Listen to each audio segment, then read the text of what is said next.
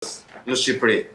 Cënimi të një shteti ligjor cënohet drejtësia për të operuar e lirë. Pra po shikojmë një mënyrë de facto tashmë të bërë de jure, sepse do kemi parasysh që kryeministri Rama i ka votat në parlament për të miratuar ligjin, pasi thjesht mjafton shumica socialiste dhe mund të bëhet.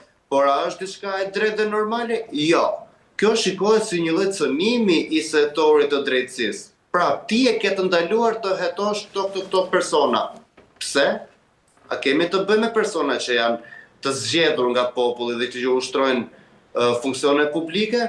Absolutisht, detyra e tyre është të jenë në shërbim të mirës publike ose të asaj që quhet e mira popullore në këtë rast, sepse janë zgjedhur pikërisht për të kryer këtë gjë.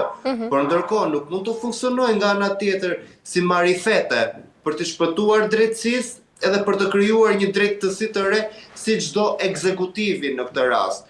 Se po të merremi me këtë lloj parimi, po, Partia Socialiste dhe Edi Rama i kanë të gjitha votat e mjaftueshme për të bërë çdo lloj ndryshimi të mundshëm, duke filluar që nga reforma në drejtësi, të cilën dikur u mblodhën 140 deputet në parlament për idenë për mos ta ndryshuar më këtë reformë. Edhe sa herë duhet ndryshuar reforma në drejtësi?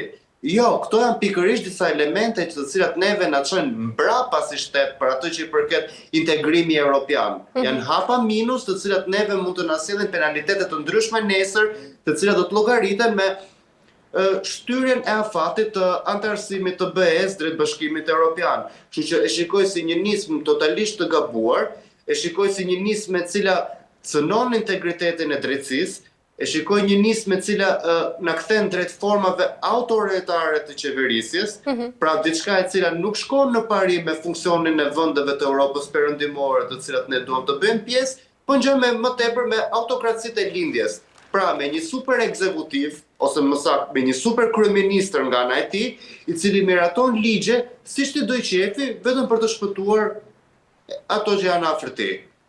Por ndërkaq kërkesa për heqjen e imunitetit e vendos tashmë çështjen në dorën e kuvendit. A duhet deputetët të votojnë vetëm mbi bazën ligjore apo ndoshta edhe mbi kalkulimet politike dhe nga ana tjetër si do të garantohet që hetimi ndaj Belinda Ballukut të mos ndikohet nga pozicioni i saj aktual? Atëherë, përse përket kësaj çështje kemi mbi 3 muaj të cilën diskutohet. Tashmë jemi në shkurt. Do të kemi parasysh që afera për Ballukun doli që në nëntor. Po të ekzistonim në një vend të demokracisë normale, kjo gjë do ishte zgjidhur brenda 24 orësh. Pra parlamenti duhet mblidhej sepse të themi të drejtën, e kërkon kushtetuta që të mblidhet parlamenti, që të hiqet imuniteti një deputeti. Nuk mund të veprohet në këto lloj raste siç veprohet në format e tjera të krimit të organizuar. Po flasim për vende normale. Fakti që Belinda Balluku qëndron ende sot në kuadrin e zëvendës kryeministrës tregon se ka diçka për të fshehur. Ne si publik njohim disa fakte. Njohim disa të dhëna për aferat korruptive, përse përket çështjeve infrastrukturore. Njohim tunelin e Llogaras, ku kryeinxhinieri deklaronte që ky tunel nuk është i sigurt. Nuk është kryer sipas parametrave të duhura. Kemi një hetim që thotë që zonja në fjalë është pronare e 300 banesave. Unë nuk e di se si një person i cili punon në punë publike mund të dalë pronar i kaq shumë banesave ose kaq shumë biznesesh në formë tjetër. Pra kemi të bëjmë me një akt totalisht korruptiv.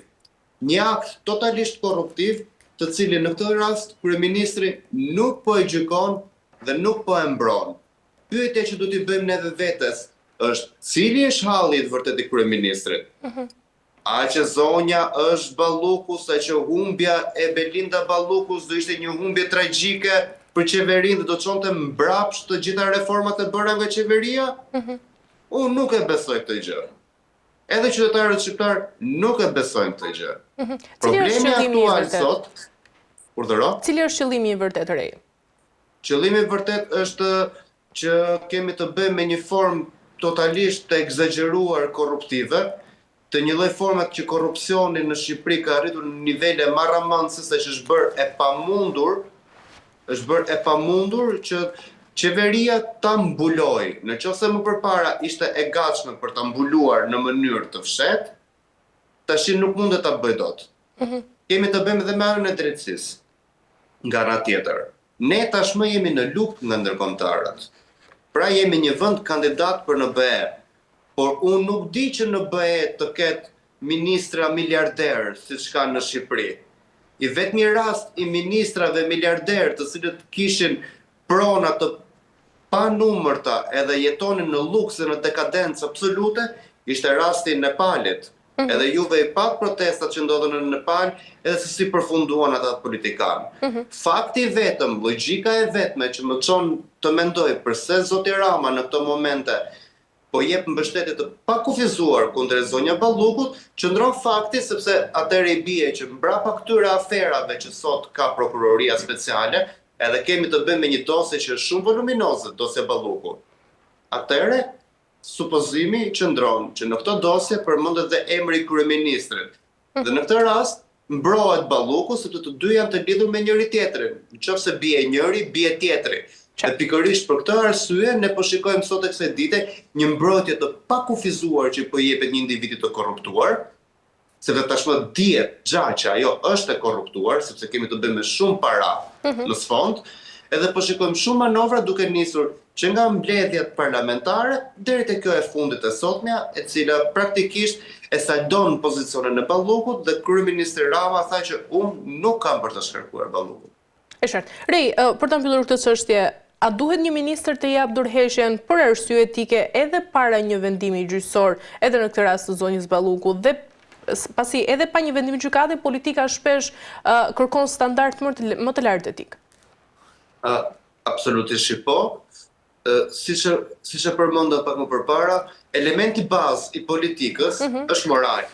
Pra figura e një individi për të kandiduar. Morali publik, sepse kemi të bëjmë me njerëz të cilët kanë zgjedhur të bëjnë punë publike. Po flasim për njerëz të cilët kanë zgjedhur të bëjnë detyrën e shërbëtorit publik. Edhe shërbëtori publik është të mirën e qytetarëve dhe në të mirën e interesit të publikut, por jo në interesin personal. Historiku, jo vetëm i zonjës Balluku, po nëse do të futemi një historiku të këtij tranzicioni më shumë të 30 vjeçar, ju do të shikoni që politikanët shqiptar janë pasuruar, hyn të dobët në parlament dhe kur dolën nga parlamenti nuk i shihej më qafa. Pra, rastet e abuzimit, rastet e korrupsionit në këtë vend nuk janë të fundit. Nuk është Balluku e para, ka pasur shumë përpara Ballukut, të cilët kanë vjedhur në këto 32 vite tranzicion politik. A është normale? Absolutisht nuk është normale. Po flasim tranzicion politik, pra është diçka e cila do të kishte përfunduar, edhe fatkeqësisht sot në 2026-ën Shqipëria përsëri vazhdon si një nga vendet me tranzicionin më të gjatë politik, e cila vjen për shkaqe të disa arsyeve. Për shkaqe të cilat ne vetë si qytetar jemi të paaft për të rinovuar elitat politike, dhe pikërisht ne si qytetar nëpërmjet procesit të votimit ja kemi dhënë voton këtyre personave, pikërisht për të bërë këtë lloj aferash, në mënyrë që dhe personat e tjerë që kanë votuar për këta, thjesht të marrin një cop të vogël nga ajo torta e pushtetit. Është pikërisht ky lloj mentaliteti mbrapsht, i cili neve gjithmonë na ka çuar një hap përpara në krijimin e reformave e dy hapa të tjera pas, sepse jemi të paaft për të menaxhuar këto situatash. Kështu që duke mos u zgjatur më shumë, po, duhet të ndorheqja, sepse kemi të bëjmë me moralin. Por në momentet kur morali nuk ekziston, atëherë edhe dorëheqja duket si një lloj klisheje e cila s'ka për të ndodhur kurrë.